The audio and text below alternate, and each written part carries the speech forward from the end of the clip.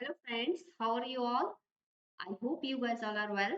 I am Assistant Professor Mona and I am back with my new lecture Jude and Obstacle written by Thomas Hardy. So बहुत important novel है हमारा jute and obstacle का। और ये जो Thomas Hardy ने जो novel लिखा है, ये नोवेल इनका लास्ट पब्लिश्ड नोवेल था। 1895 में ये पब्लिश हुआ था। एंड इस नोवेल के बारे में अगर हम बात करें तो ये एक वर्किंग क्लास जो मैन है जूड फॉले, उसकी स्टोरी दिखाता है, जो कि बहुत हार्ड वर्किंग है और यूनिवर्सिटी में एडमिशन लेना चाहता है। But as a current situation वो वर्क कर रहा है एक एज ए स्टोन मैंसन। तो यहाँ पर जूड के वर्क प्रोफेशन जो है, इनका प्रोफेशन के बारे में पूछा जा सकता है, उनका वर्क पूछा जा सकता है कि वो क्या करते थे। एंड थॉमस हार्डी का लास्ट पब्लिश नोवेल कौन सा था और ये किस डेट में पब्लिश हुआ था, ये पूछा जा सकता है। तो ये बेसिक इंफॉर्मेशन है जो कि आप लोगों को याद रखनी है। तो हम लोग यहाँ पर अपना लेक्चर स्टार्ट करेंगे without wasting your time. But before starting my lecture I want to tell you guys, अगर आप चैनल पर न्यू है तो सबसे पहले चैनल को सब्सक्राइब कर लीजिए, बेल आइकन को प्रेस कर लीजिए, जिससे कि आपके आने वाली नोटिफिकेशंस मिलती रहें। और हम लोग यहाँ पर अपना वीडियो लेक्चर स्टार्ट करेंगे। तो as you can see on screen guys, यहाँ पर हम लोग देख सकते हैं कुछ बेसिक इंफॉर्मेशन है। जैसे कि हम लोग यहाँ पर देख रहे हैं this novel written by Thomas Hardy in the 1895। And यहाँ पर इनके बारे में आगे हम बात करेंगे। तो जैसे कि हम लोगों ने बताया कि ये जो नोवेल है ये हमारा 1895 में पब्लिश हुआ था, लास्ट पब्लिश नोवेल है हमारा। एंड ये हम यहाँ पर बात करें, ये दिखाता है किसकी स्टोरी, जैसा कि हमने इंट्रोडक्शन में बताया, जूट की स्टोरी दिखाता है, जो कि बहुत हार्ड वर्किंग स्टोन मैंसन है एंड यूनिवर्सिटी में एडमिशन लेना चाहते हैं।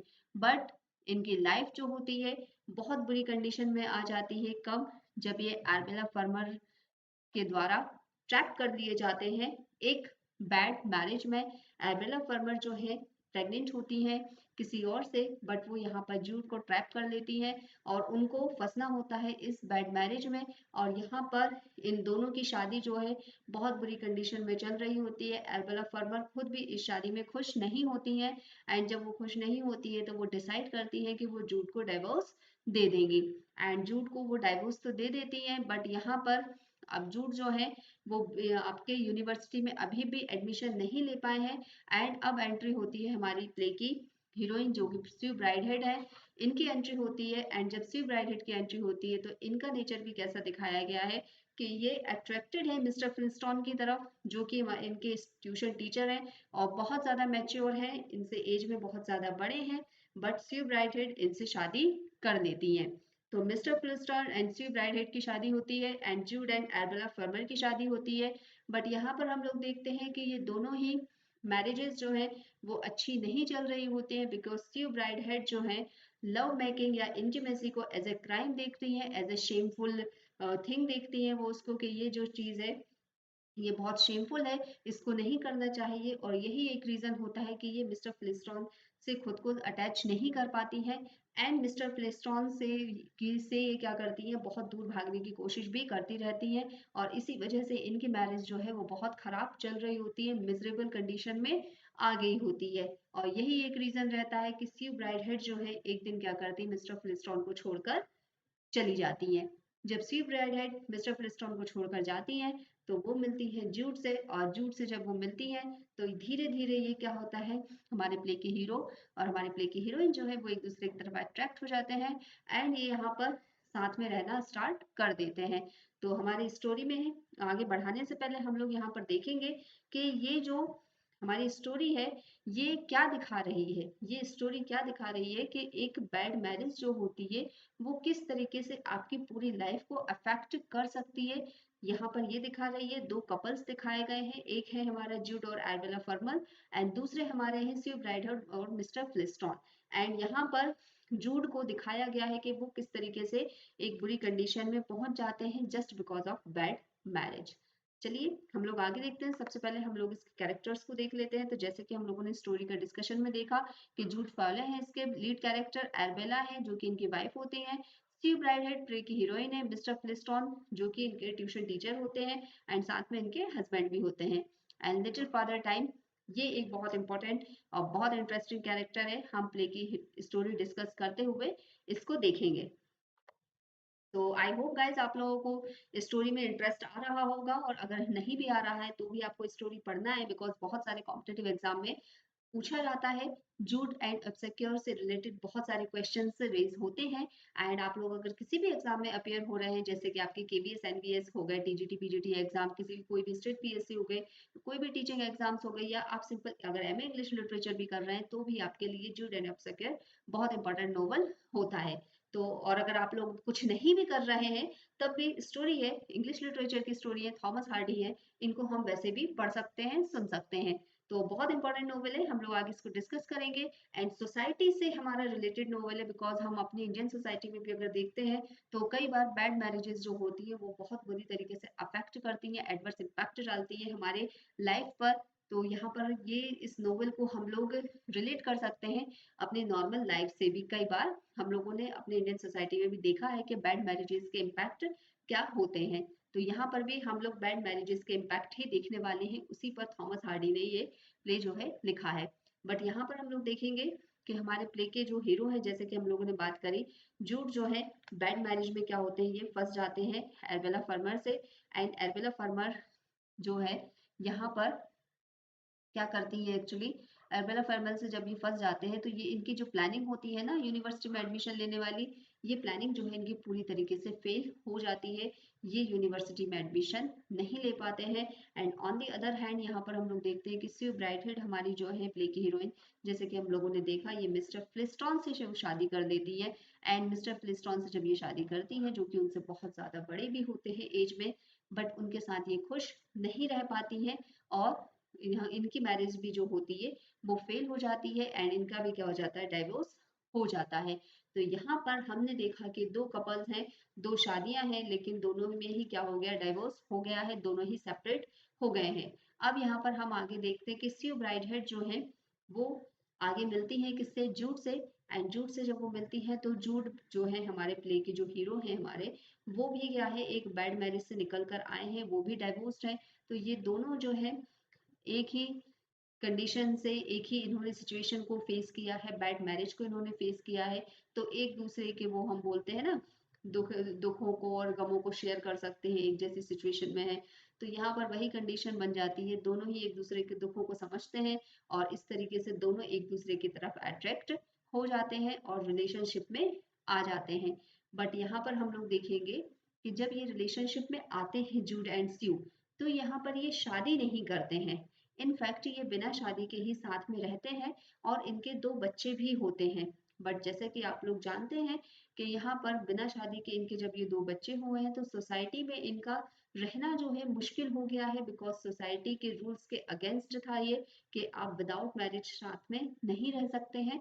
और यहाँ पर जब ये सोसाइटी के रूल्स के अगेंस्ट गए, तो सोसाइटी जो है पूरी तरीके से इनके अगेंस्ट हो गई है, एंड ये यहाँ पर इनको नहीं रहने देना चाहती है साथ में। तो यहाँ पर अब क्या होता है, एरबेला फर्मर की जो होती है एंट्री होती है। एंड एरबेला फर्मर जो है वो बहुत अच्छी तरीके से समझती है कि स्यू की जो मेंटल कंडीशन है वो क्या हो रही होगी, और वो इस वक्त में क्या करना चाह रही होंगी। तो एरबेला फर्मर क्या करती है, यहाँ पर स्यू को कन्विंस करती है कि वो अपने हस्बैंड के पास वापस लौट जाए। और वो हस्बैंड के पास वापस लौट जाती है, मिस्टर फ्लिस्टॉन के पास वापस लौट जाती है। एंड यहाँ पे जूड फिर से अकेले हो जाते हैं। एंड यहाँ पर जूड जब फिर से अकेले होते हैं, तो एरबेला फर्मर वापस उनकी लाइफ में आ जाती हैं। एंड यहाँ पर जैसे कि हम लोगों को स्टोरी में स्टार्टिंग में ही जैसा कि दिखाया गया है कि जूड एंड एरबेला जो है वो एक कपल है, and Sue and Brideshead and mister Flintstone जो है वो एक कपल है। तो यहाँ पर वापस से वैसे ही कपलिंग हो जाती है, ये दोनों अपने अपने पार्टनर्स के पास वापस लौट जाते हैं। बट यहाँ पर स्टोरी में एक यहाँ पर क्या आता है, अब एक ट्विस्ट आता है। बिकॉज क्या होता है यहाँ पर, जब हमारी सी ब्राइडहेड जो है वो अपने हस्बैंड के पास वापस लौट गई है, मिस्टर फ्लिस्टॉन के पास वापस लौट गई है।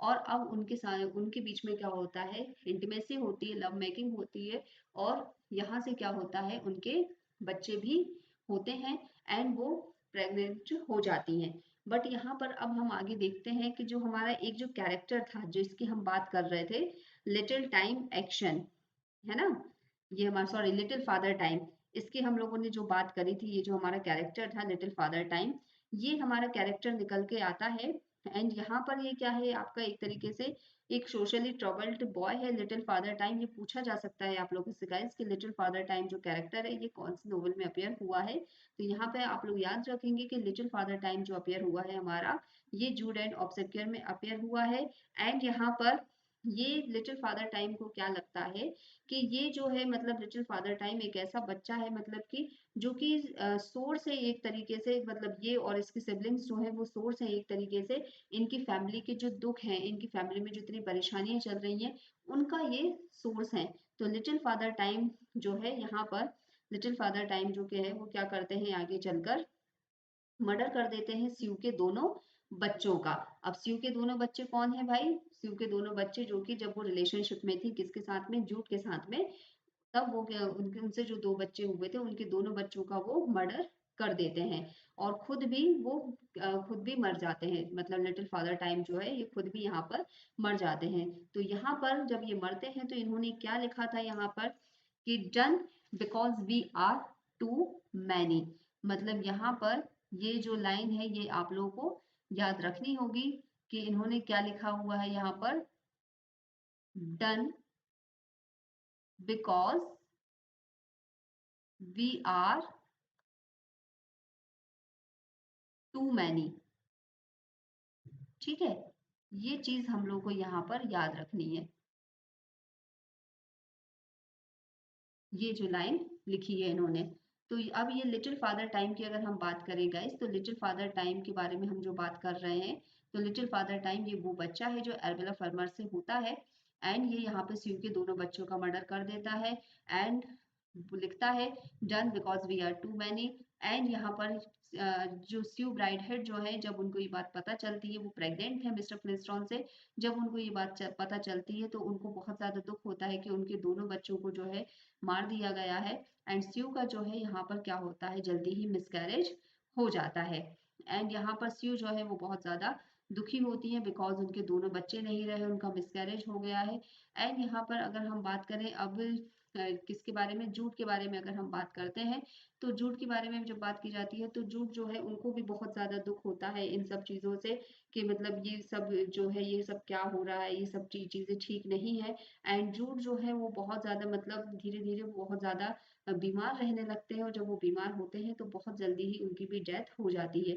तो एट द लास्ट हम लोग देखते हैं कि यहाँ पर जूड की जो है डेथ हो गई है एंड सी ब्राइड हेड जो है वो अपने बच्चों को खो चुकी है। एंड अरबेला जो है वो क्या करती है यहाँ पर अरबेला जो है जूड के मतलब मरने पर उनका दुख भी नहीं मनाती है। मतलब वो जब उनके हस्बैंड जो जूड जो है उनकी डेथ हुई है पर वो यहाँ पर उनकी डेथ का दुख नहीं मना रही है। इनफैक्ट वो क्या कर रही है ट्राई कर रही है अपना नेक्स्ट सूटर ढूंढने के लिए।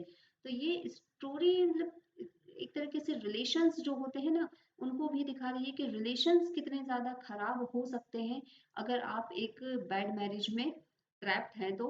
बिकॉज अगर आपकी मैरिज में जो है लव नहीं है अफेक्शन नहीं है तो आपकी मैरिज जो है एक बैड मैरिज है और उसमें अगर आप ट्रैप्ड हैं तो आपकी पूरी लाइफ जो है इम्पैक्ट होगी।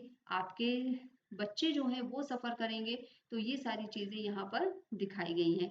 तो बहुत इंपॉर्टेंट नोवेल है गाइस। थीम्स के बारे में अगर हम बात करें तो लव हेट रिलीजियन सोसाइटी ये सारी चीज़ें एक साथ जो आती हैं इसकी थीम्स बनकर आती हैं। और यहाँ पर ये इम्पोर्टेंट नोवेल हो जाता है। इसके कैरेक्टर्स को हम याद रखेंगे स्टोरी को याद रखेंगे। एंड यहाँ पर थॉमस हार्डी ने ये नोवेल कहाँ पर सेट किया हुआ है ये चीज़ हम लोग यहाँ पर याद रखेंगे। तो आई होप आप लोगों को ये स्टोरी समझ में आई होगी और मैं थोड़ा सा अच्छे से नरेट कर पाई होंगी इस स्टोरी को। एंड अगर इसकी स्टोरी में आपको कोई भी कमी लगती है या आपको वीडियो लेक्चर में कोई भी कमी लगती है तो और या हम लोग इन वीडियो लेक्चर्स को किन तरीकों से इम्प्रूव कर सकते हैं वो आप कमेंट सेक्शन में कमेंट ड्रॉप करके बता सकते हैं।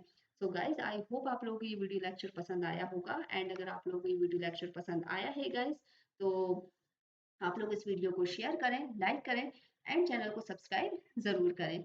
I will catch you tomorrow with the another video lecture. Till then, keep watching, keep learning. Bye bye.